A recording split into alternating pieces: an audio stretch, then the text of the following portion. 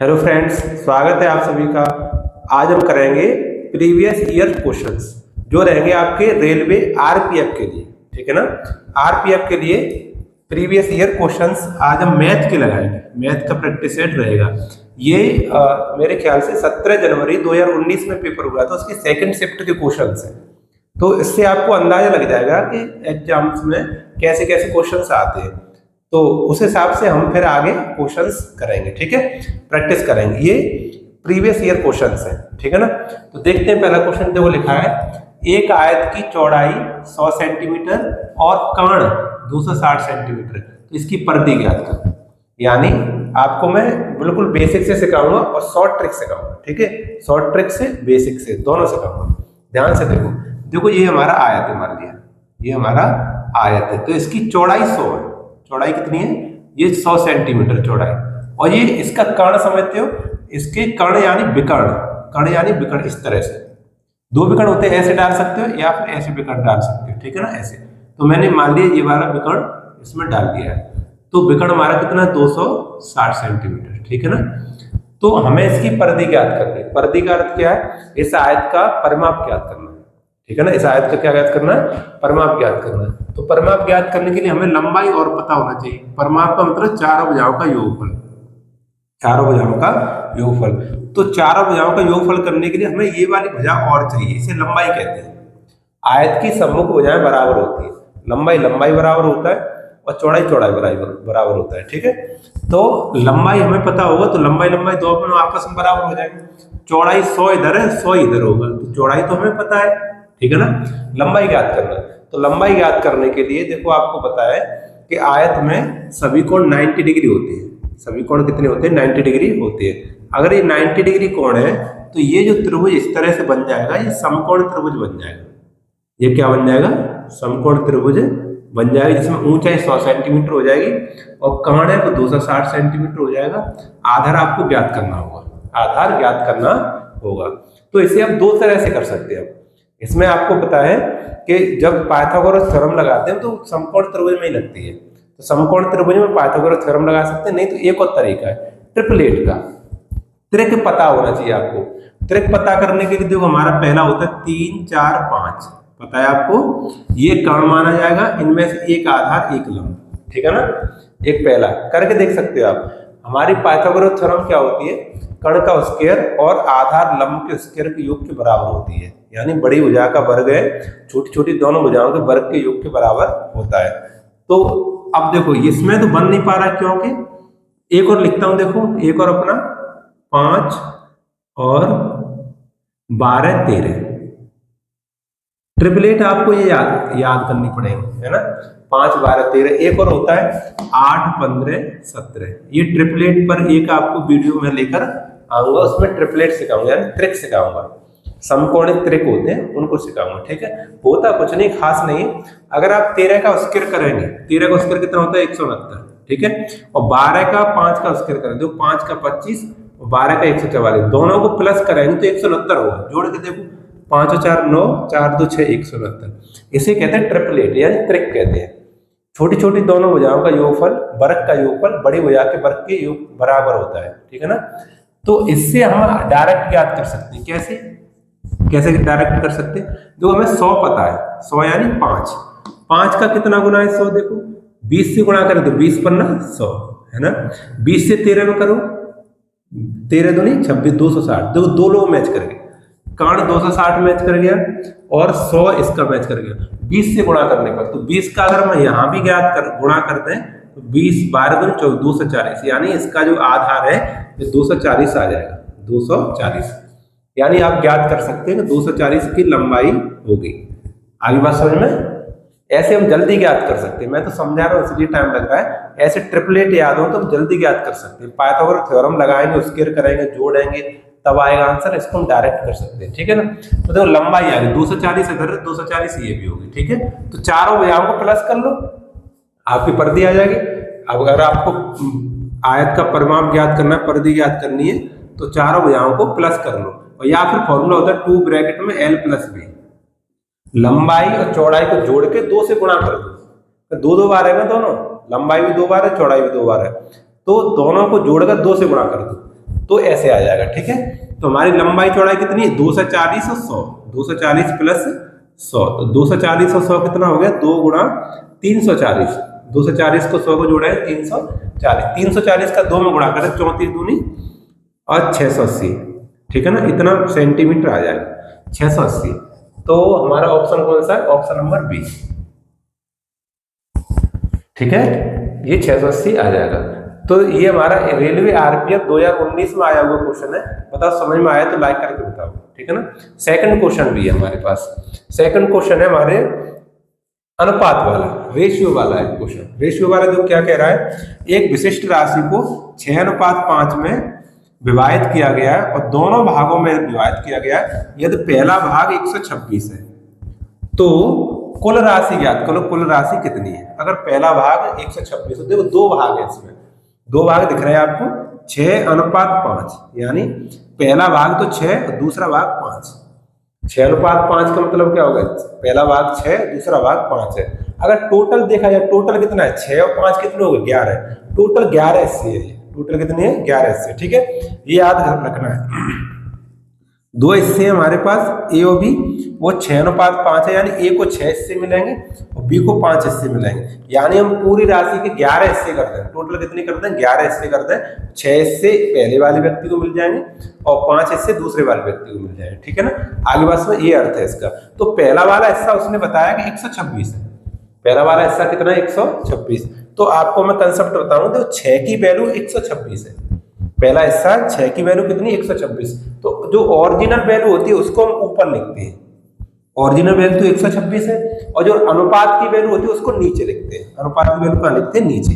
6 को नीचे लिखेंगे, और जो ज्ञात करते हैं उससे गुणा करते हैं। ज्ञात करना हमें कुल राशि, देखो ये लिखा है कुल राशि ज्ञात करो। कुल राशि ज्ञात करो। कुल कितनी है? 6, 5, 11। टोटल कितना है? 11। ये टोटल है, समझ रहे ना? 11 क्या टोटल? तो जो हमें ज्ञात करना होता है उससे गुणा करते हैं। द्वारा सुनो, जो ओरिजिनल वैल्यू है, मूल वैल्यू जो दी है हमें, वास्तविक वैल्यू, उसको ऊपर लिखते हैं। आनुपातिक वैल्यू होती है उसको नीचे लिखते हैं, गुणा करते हैं जिसको हमें ज्ञात करना है। तो 11 वैल्यू ज्ञात करनी है हमें, अनुपात ज्ञात करना मतलब टोटल वैल्यू 11 है, तो 11 से गुणा करते हैं। 6 से काटें, 6 दूनी 12, 6 एकम 6, 21 में, जब 21 में 11 में गुणा हो जाएगा, 21 गुणा 11, तो 21 एकम 21, 21 एक 22, 23 है ना, 231 रुपए। कितना आएगा? 231। देखो ऑप्शन 231, ऑप्शन नंबर डी। ठीक है ना। तो आशा करते हैं दोनों क्वेश्चन से आपकी अच्छे से समझ में आए होंगे। चलिए देखते हैं हमारा क्वेश्चन नंबर 5वां क्वेश्चन। एक किताब 5वां क्वेश्चन की रेलवे आरपीएफ समझते हो, मार्केट प्राइस जो लिखा है हमारा अंडर रूट में लिखा हुआ मूल्य 189 माइनस के x। दुकानदार इस पर 10% अंडर रूट देता है। बट्टा वाला अंडर रूट 100, ये क्या है? बट्टा वाला प्रश्न है। इसमें x का मान दिया है 2019 का लिखा गया। सेकंड से आसान है, आप देखना देखो, सेकंड दोनों तरफ अंडर रूट है, ठीक है ना, दोनों तरफ। यहाँ तक कि अगर वह 20% लाभ कमा रहा है, प्रॉफिट भी 20%, 189 पुस्तक का मूल कीमत ज्ञात करो। इक्वल टू पुस्तक की मूल कीमत यानी क्रय मूल्य ज्ञात करना है। माइनस का समझ में आ गया? मुद्रित कीमत यानी अंडर रूट से 81 तो निकल आया 2000 रुपए। ये क्या करेगा? ये 2000 रुपए 81 कितने का होता है? और इस पर क्या यानी डिस्काउंट 9 निकल आएगा। डिस्काउंट 178 से 10%। और देखो समय 10% की फ्रैक्शन याद में है। 10% की फ्रैक्शन क्या होती है? ये वाला 100 यानी 1/10 केवल रह जाएगा हमारा 110 में से 1 की छूट दे देगा, तो इधर 178 माइनस का 81 में से 1 की छूट दे देगा, तो 9 रुपए अंदर वाला निकलेगा। 10 की वस्तु 9 रुपए 9 निकलेगा। 10 की वस्तु कितने में चाहिए? 9 को घटाएंगे तो 189। एसपी कितना? 9 माइनस का 1, हमारा मूल्य कितना है? 2000, यानी ये 10 की वैल्यू, ठीक है। देखो x से धराएगा प्लस का हो जाएगा, एमपी यहां पर धराएगा माइनस का। ये देखो मैं बता दूं, ये तो यहां पर माइनस के 169 एमपी x कितना बचेगा? 20। x का मान 20 कम कर देंगे तो 9 बचेगा। 9 क्या होगा? x का मान कितना आ जाएगा? 20। Sorry SP, option number A, SP यानी सेलिंग प्राइस। समझते हो ना इस बात को? तो आज की वीडियो हमने 5 यानी कर लिए अंकित। ये जो क्वेश्चन मैंने नीचे लिखा है सेलिंग प्राइस यानी विक्रय मूल्य, आप सभी 10 में से एक डिस्काउंट कर देंगे, एक का आंसर बताना है, ठीक है। अंकित मूल्य इसका आंसर में से 1 कम कर दो, 9 में इसको मैं आगे वाले बेचा जाएगा करूंगा, तो इसका डायरेक्टली 30 हमारा विक्रय मूल्य आ जाएगा इस वाले सेट में, यानी 10 हमारा 2000 में आएंगे। मैंने क्या सिखाया था? 5 6 5 6 वैल्यू 2000 ऊपर लिखा जाएगा। क्या कहते हैं? इस सेट को, ये किसकी वैल्यू? 10 सेटों का, एम की 10 की 10 क्योंकि ज्ञात क्या करना हो जाती है, फिर गुणा दिक्कत करती है। समझते हो ना, छोटी छोटी वीडियो वास्तविक वैल्यू है मैं इन उसको सेटों ऊपर को आगे और जो अनुपात तक ले जाऊंगा, उसको तो आप नीचे हमारे साथ ऐसे गुणा जुड़े जिसको ज्ञात और करना अभी उससे तक गुणा जो करें। जुड़े हुए गुणा में 9 देख ज्ञात रहे करना, हैं, 9 से गुणा बहुत करो, 0 से 0 काटे 9 दूनी 18, 1800 रुपये आ जाएगा। 1800 रुपये क्या होगा, ये होगा एसपी, ये क्या होगा एसपी, ठीक है ना, यानी विक्रय मूल्य। इस 1800 बेचने के बाद भी इसे 20% लाभ हो रहा है। 1800 रुपये में बेच रहा है, इसलिए इसको 20% लाभ हो रहा है, प्रॉफिट हो रहा है, तो इसका क्रय मूल्य ज्ञात करना है। समझो, देखो प्रॉफिट कितना है इसका, प्रॉफिट हमारा 20%, 20%, ठीक है ना, 20% प्रॉफिट है। तो प्रॉफिट 20% की फ्रैक्शन कराएंगे तो 1/5 आएगी, क्या आएगी 1/5, यानी 5 की वस्तु होती तो वो 1 रुपए जुड़ के 6 में बिचती। यही तो मतलब है, प्रॉफिट हमेशा, प्रॉफिट परसेंट और लॉस परसेंट हमेशा क्रय मूल्य पर आते हैं। तो ये हमारा क्रय मूल्य होगा, सीपी होगा, ये क्या होगा सीपी।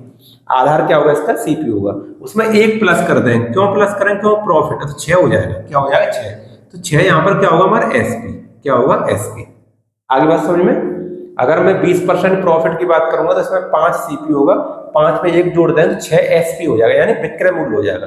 देखो यहाँ पर 6 यूनिट है वो एसपी है, हमारा रुपए में कितना है, ओरिजिनल वैल्यू कितनी है 1800 रुपए, वास्तविक वैल्यू जो विक्रय मूल्य वास्तविक है वो 1800 रुपए है, और उसका अनुपात कितना आ रहा है 6 आ रहा है। तो यानी हमें ज्ञात करना है 1800 है ना, तो उसको लिखें नीचे ऐसे करके 1800 वास्तविक वैल्यू, ये किसकी है 6 की। हमें ज्ञात क्या करना है, हमें ज्ञात करना है सीपी, क्रय मूल्य, कॉस्ट प्राइस। तो सीपी कितना है 5 से गुणा कर देंगे, 5 से क्या कर देंगे गुणा, ठीक है। जो जिस अनुपात की वैल्यू होती है उसको तो ऊपर लिखते हैं, उसका अनुपात नीचे लिखते हैं, जो ज्ञात करना है उससे गुणा करते हैं।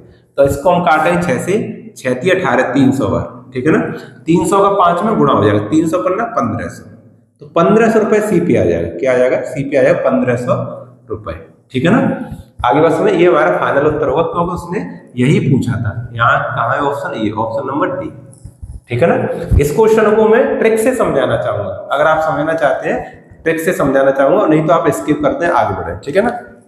देखो ट्रिक से समझाएंगे कैसे, दोनों की अगर हमें फ्रैक्शन पता है तो बहुत जल्दी आंसर आता है। देखो हमारा ये एमपी है, ये एसपी है और ये सीपी है, ठीक है ना। आगे बात समझो, देखो हमारा डिस्काउंट कितना है वो 10%, 10% की फ्रैक्शन क्या होती है 1/10, यानी 10 की वैल्यू 9 में बिकेगी। 10 की वैल्यू कितने में बेचेंगे 9 में, यानी 10 की वैल्यू है वो 9 में बेची जाएगी। अनुपात से हो रहा है, ये किससे हो रहा है, अनुपात से हो रहा है, ट्रिक से हो रहा है, बहुत जल्दी हो जाएगा। और प्रॉफिट कितना है, देखो प्रॉफिट है हमारे पास, प्रॉफिट परसेंट है 20%, 20% की फ्रैक्शन होती है 1/5, यानी 5 सीपी होगा तो एसपी होगा 1 जोड़ेगा 6, एसपी कितना होगा 6, ठीक है ना। यानी सीपी अगर 5 होगा यहाँ पर तो एसपी कितना होगा 6। तो इसे हम अनुपात बना लेंगे। अगर बच्चों ने अनुपात सीखा है तब के लिए, जिन बच्चों ने अनुपात सीख लिया उनके लिए है ना। तो देखो 9 इधर हम आगे बढ़ा देते हैं, इसको जो खाली जगह रहती है उसको बढ़ा दें, 6 इधर जो खाली है 6 इधर आ जाएगा, इनमें आपस में गुणा करेंगे। 10 का 60 अनुपात 9 × 54 अनुपात 9 × 45, ये कट जाए तो काटो इसको, कितने से कट जाएगा 9 से तो नहीं कटेगा 60, 3 से कटेगा, 3 से काटो पहले, 3 दूनी 6 20 बार, 3 से इसको 18 बार और 3 से इसको 15 बार, अब सही है, ठीक है ना। बस हो गया। देखो ये एमपी है, ये एसपी है, ये सीपी है। बस देखो ध्यान से, हमें दिया क्या है, हमें दिया है एमपी 2000 वैल्यू, 2000 किसकी वैल्यू, देखो 20 की वैल्यू है 2000, हमें ज्ञात क्या करना है मूल कीमत यानी सीपी, 15 की वैल्यू ज्ञात करनी है, समझ गए ना। जो 20 अनुपात है उसकी वैल्यू 2000, तो 2000 तो ऊपर लिख लेंगे, जो मूल वैल्यू होती है ऊपर लिखते हैं, उसका अनुपात नीचे लिखते हैं, और ज्ञात करना होता है उससे गुणा करते हैं, उससे क्या करते हैं गुणा कर देंगे। तो 20 से इसको काटेंगे 100 बार कट जाएगा, 100 का 15 में गुणा करेंगे तो 1500 आ जाएगा, ठीक है ना। ये देखो सरल हुआ कि नहीं हुआ, ये ट्रिक है, ये ट्रिक से आप ज्ञात कर सकते हैं। लेकिन इसमें आपको फ्रैक्शंस पता होना चाहिए, पूरी तरह फ्रैक्शंस आपको पता होना चाहिए, और ये अनुपात का कंसेप्ट आना चाहिए, ठीक है। फिर भी मैंने गहराई से समझाया है कि अगर यहाँ पर खाली जगह उसका पड़ोसी को बढ़ा देते हैं, उसके पड़ोसी को आगे बढ़ा देते हैं, ठीक है। इधर जो खाली जगह था तो इस 6 को इधर बढ़ा दिया, 9 को उधर बढ़ा दिया, फिर आपस में गुणा करते हैं। इसमें ऐसे क्या करते हैं, इसमें आपस में गुणा करते हैं, ठीक है ना। गुणा करके अनुपात बन जाता है, उसको सरल भी कर सकते हैं काट के, नहीं सरल हो तो डायरेक्ट भी लगा सकते हैं, ठीक है ना। ये समझ में आ गया होगा। नेक्स्ट क्वेश्चन, क्वेश्चन नंबर 4, दुकानदार ने एक वस्तु 230 में खरीदी, खरीदी यानी सीपी, खरीदी कितना सीपी है 230 रुपए, ठीक है। और 184 बेचा, 184 में बेचा, बेचा मतलब विक्रय मूल्य एसपी, एसपी कितना हो गया 184 रुपए, ठीक है ना। तो हमें नुकसान प्रतिशत ज्ञात करो, लॉस परसेंट ज्ञात करना, लॉस परसेंट, लॉस परसेंट ज्ञात करना होता है। लॉस परसेंट का फॉर्मूला होता है लॉस बट्टे सीपी गुणा 100, लॉस बट्टे सीपी गुणा 100, ये तो फॉर्मूला होता है। इसका मैं अपना देसी जुगाड़ भी बताऊंगा, अभी ये पहले करा दूं उसके बाद बताऊंगा, ठीक है। तो देखो 230 में खरीदी हमने, 184 बेची, तो लॉस कितना हो गया, लॉस कितना हो गया, घटाओ, 10 में से 4 गया 6 बचा, और 12 में से 8 गया 4, 46 रुपए लॉस हो गया। कितना हो गया 46 रुपए लॉस हो गया।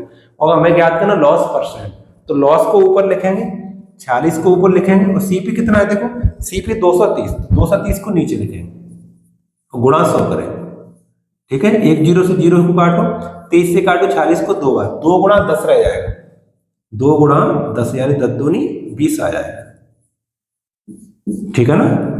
देखो ये तो फॉर्मूला है, ये क्या है फॉर्मूला। अब फॉर्मूला ना याद रहे तो क्या करेंगे, तो उसके लिए एक जुगाड़ है, देखो मैं बताऊं। हमने 230 की वस्तु, 230 की वस्तु 180 में, 184 में, 184 बेच दी, यानी सीपी तो ये है, एसपी ये है, ठीक है ना। अगली बात समझ, तो ये बताना है कि ये कितना कम है, इससे कितना कम है, तो कितना कम है 46 कम है, 46 से कम है। तो परसेंट ज्ञात करने के लिए, प्रतिशत ज्ञात करने के लिए एक सीधा सा जुगाड़ है, क्या है, कितने कितने कम है कितने ज्यादा है वो तो ऊपर लिखा जाए, ठीक है ना। कितने कम है कितने ज्यादा वो ऊपर लिखा जाए, और किससे कम है किससे ज्यादा है वो नीचे लिखा जाए, किससे कम है या किससे ज्यादा वो नीचे लिखा जाए, गुणा 100 किया जाए, गुणा 100 किया जाए। यही जो बन के आता है वो परसेंट होता है, यही बन के आता है वो क्या होता है, परसेंट होता है, ठीक है। तो इसे अब आप अच्छे से याद कर लो, देखो समझो, कितना कम है 46 कम है, तो 46 लिख लो ऊपर, ठीक है। किससे कम है 230 से कम है, तो 230 नीचे लिख लो। आई बात समझ, कभी भूलोगे नहीं, कितना कम है या ज्यादा है वो ऊपर लिखो, किससे कम या ज्यादा है वो नीचे लिखो, ठीक है ना। गुणा 100, गुणा 100 परसेंट ज्ञात करने का अचूक उपाय है, ऐसे समझो। 23 से 2 बार, 2 गुणा 10, 2 गुणा 10 यानी 10 दूनी 20%, ठीक है ना। ऐसे आप ज्ञात करेंगे तो कभी नहीं भूलें। कहाँ है ऑप्शन, ऑप्शन नंबर 3 सी, ठीक है ना। आगे बात समझ में, आप इसका स्क्रीनशॉट ले लिया करो, साथ में रिवीजन किया करो। ये मैंने क्वेश्चन छांटे हैं, आप भी छांट कर सकते हो, ठीक है ना। प्रीवियस ईयर क्वेश्चंस निकाल के छांट कर सकते हो।